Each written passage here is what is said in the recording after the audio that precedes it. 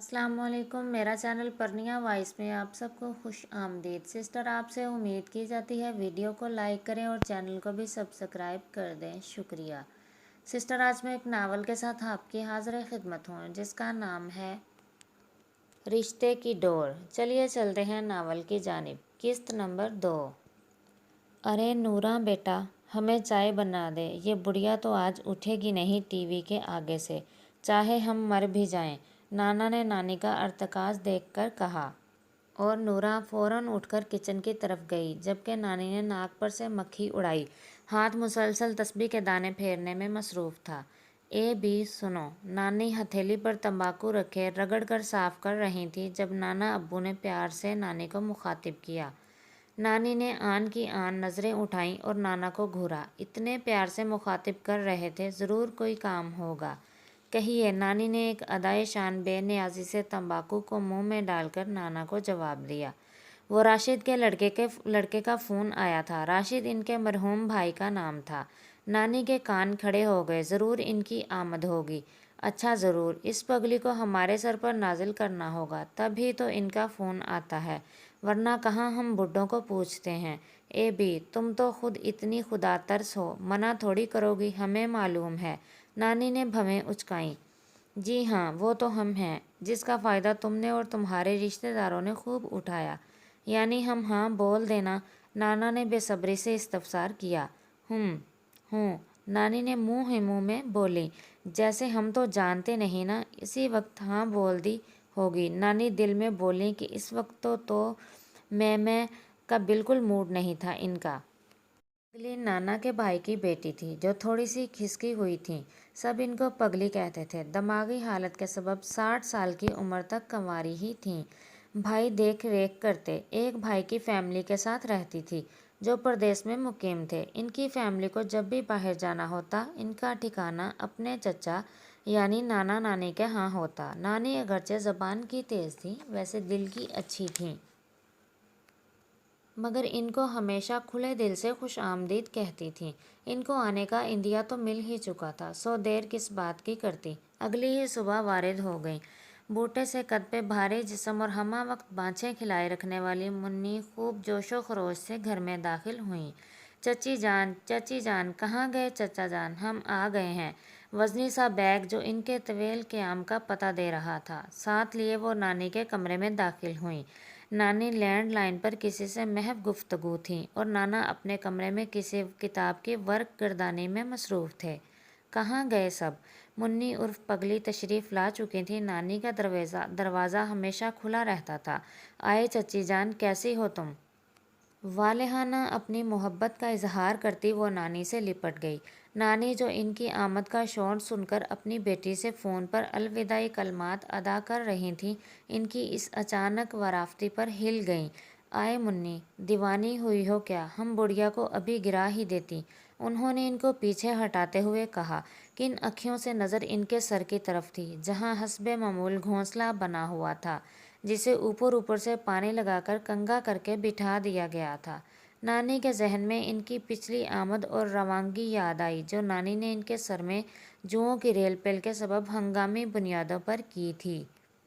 بیٹھو بیٹا، کیسی ہو؟ نانی نے ان کو بٹھاتے ہوئے سر سے توجہ ہٹانے کی کوشش کی اور خیریت پوچھنے لگی۔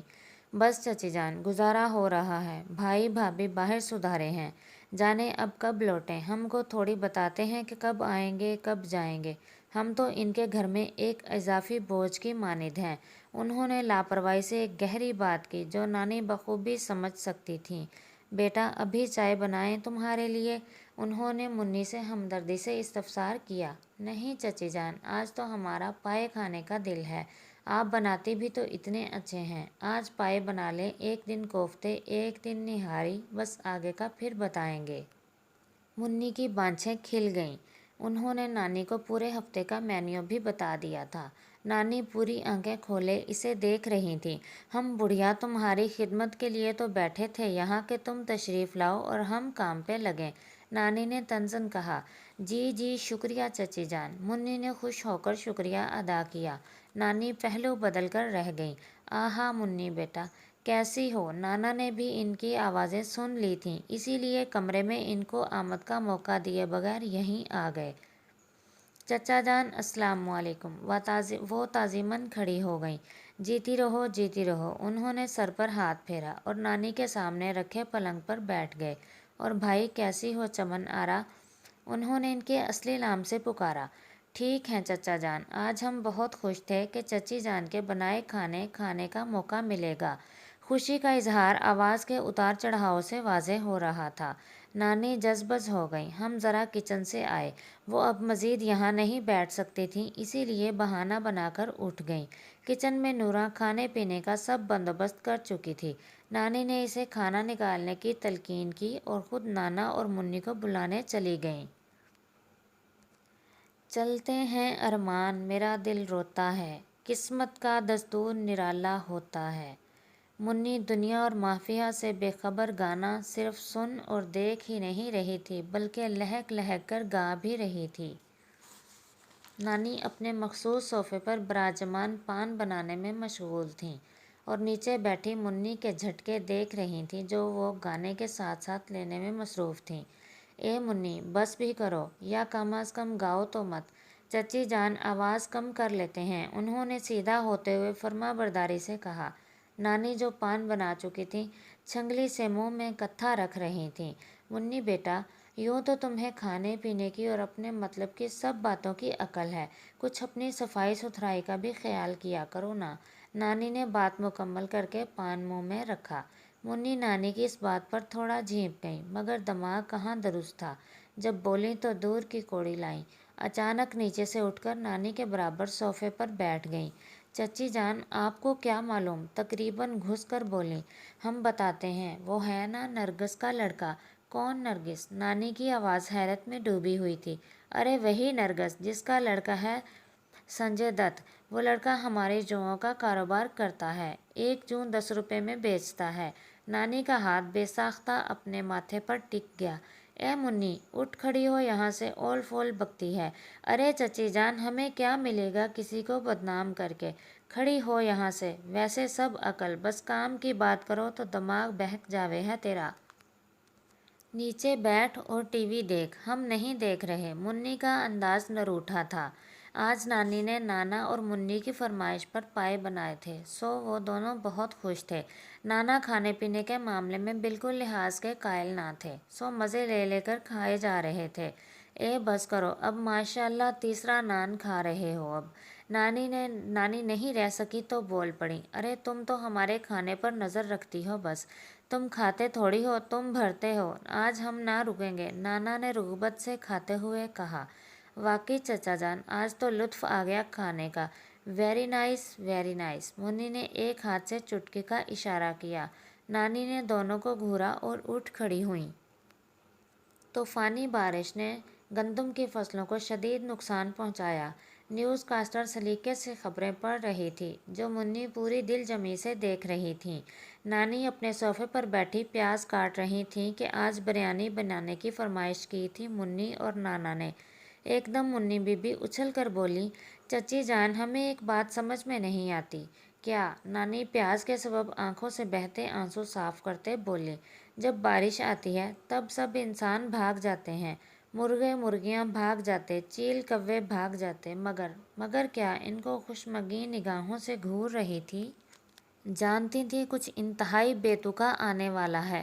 جب سب بھاگ جاتے ہیں تو سبزیاں اور فصلیں کیوں نہیں بھاگ جاتی؟